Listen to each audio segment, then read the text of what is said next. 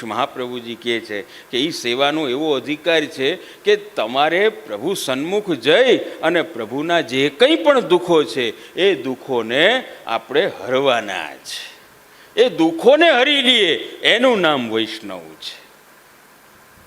એટલે અમારા વૈષ્ણવ માટે અહીંયા આજ્ઞા કરી શ્રી મહાપ્રભુજીએ કે જુઓ તમે પ્રાચીન વૈષ્ણવો, જૂના વૈષ્ણવોના પ્રસંગ જુઓ. ઓલા સાસુ વહુનો કેવો સરસ પ્રસંગ છે કે શ્રી મહાપ્રભુજી ગુસાઈજીની પાસે સાસુ આવ્યા અને નવા વહુ આવ્યા, એને લઈને આવ્યા અને એને વિનંતી કરી છે ગુસાઈજીને કે આને બ્રહ્મસંબંધ કરાવો.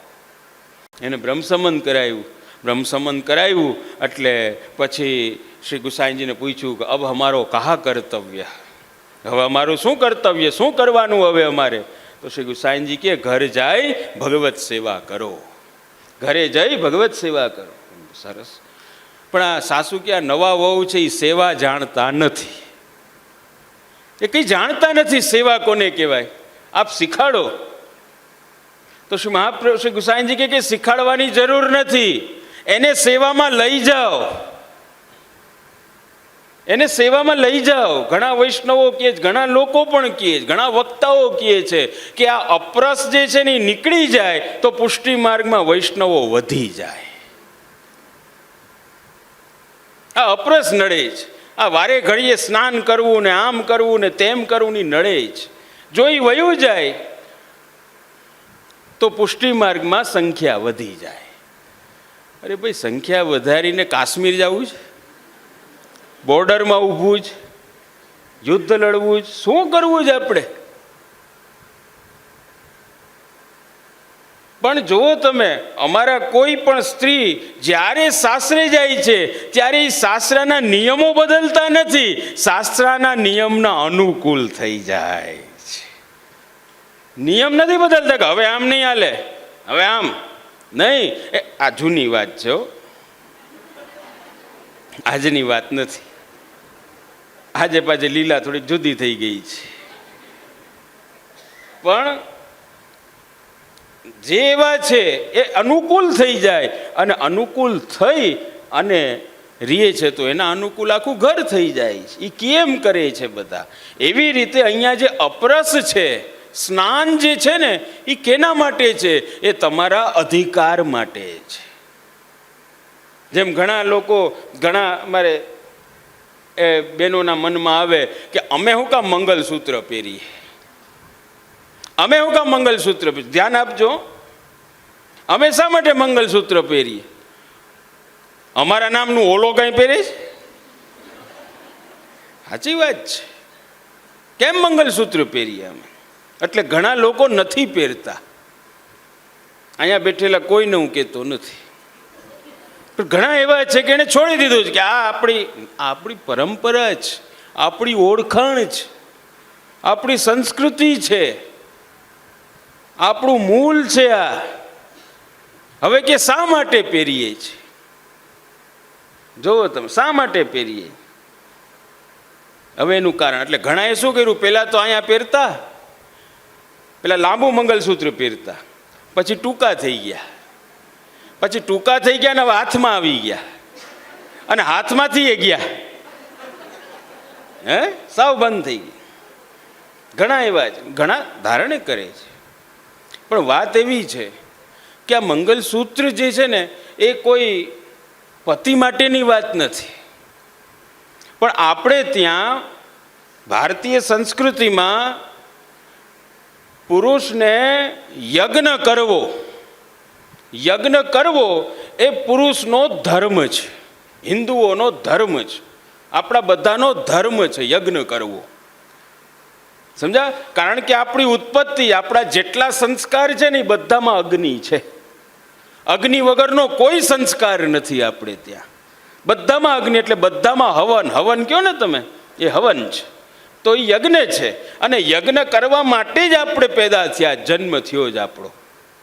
આ આપણા વેદ કહે છે. એટલે યજ્ઞ કરવું આપણો સ્વધર્મ છે. પણ એ યજ્ઞ પુરુષ જે છે ને એકલો કરી શકતો નથી, એકલો ન કરી શકે. એટલે ભગવાનને પણ યજ્ઞ કરવો હતો તો સીતાજી છે ને, બધાને ખબર છે, હા, પાસે બેસાડ્યા. પણ યજ્ઞ તો કરવો જ પડે. અને યજ્ઞ કરવા માટે શું જોઈએ? તો કે જનોઈ જોઈએ, યજ્ઞોપવિત જોઈએ. અને યજ્ઞોપવિત હોય ને એ જ યજ્ઞ કરી શકે, આ આટલો નિયમ છે. અને એના ભેગા સ્ત્રી જોઈએ. તો એ સ્ત્રી કઈ સ્ત્રી જોઈએ? તો કે એના લગ્ન થયેલા હોય એ સ્ત્રી જોઈએ, એની પત્ની જોઈએ, એની પત્ની જોઈએ. અને જો તમે મજા પાછી આપણે કહીએ કે ભાઈ શાસ્ત્રમાં, આપણા વેદમાં સ્ત્રીઓને અધિકાર નથી, એવું છે જ નહીં. આપણા શાસ્ત્રએ શું કીધું કે ધર્મ જ્યારે પતિ કરે, પુરુષ કરે, યજ્ઞ કરે, ખાલી બેસે ને, પત્ની એની પાસે બેસવાનું. ખાલી બેસે ને, એ બેસવાથી જ પુરુષના પુણ્યનો 50% હિસ્સો પત્નીને મળી જાય, એને કંઈ કર્યા વગર, ખાલી બેસવાથી જ. પણ પત્ની વગર ધર્મ ક્યારેય ન થાય, અધર્મ કરી શકે છે. પણ ધર્મ કરવો હોય ને તો એને પત્નીની જરૂર પડે. અને પત્ની એ યજ્ઞમાં ત્યારે જ બેસી શકે છે કે જ્યારે એના ડોકમાં મંગલસૂત્ર હોય. સમજ્યા? આ મંગલસૂત્ર હોય તો જ બેસી શકે, તો જ એનો અધિકાર છે. એટલે પતિ માટે નથી, ધર્મ માટે છે. આ ધર્મ માટે જ. એટલે જો પતિ વયા જાય ને, આપણે વિધવા કહીએ ને, શું કહે ને, હા, એવા સ્ત્રી થઈ જાય તો એનું મંગલસૂત્ર કાઢી લેવામાં આવે છે. એ કેમ કાઢી લેવામાં આવે છે? કારણ કે હવે એને યજ્ઞરૂપી ધર્મ કરવાનો અધિકાર નથી.